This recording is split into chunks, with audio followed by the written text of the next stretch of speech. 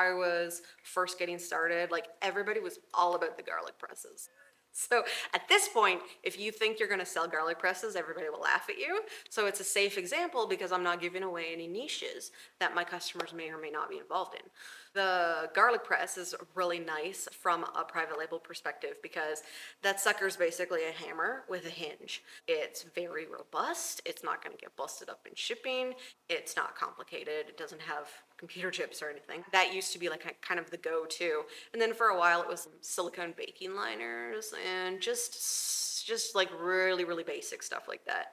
What would happen is you would go on Amazon and do your market research to try and figure out what in the category you were targeting was like not too competitive, not too hard to source, not too hard to sell, had like reasonable amount of demand. Then you would go to Alibaba or AliExpress and you would research suppliers of the stuff that you wanted to sell. Of course, the trick there was finding legitimate suppliers and not the middlemen.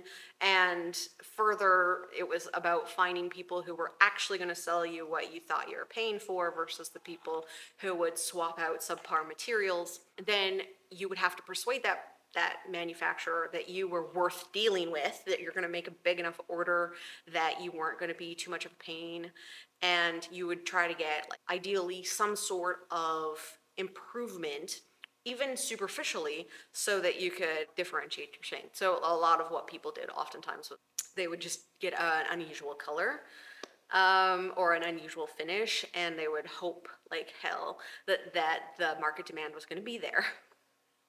And then you would get a sample sent to you during which you would be like, okay, yes, this is what I wanted and I will use this for product photography. And then you would get the bulk of your order shipped to the United States, usually in those days directly to an Amazon warehouse, which you are not able to do anymore.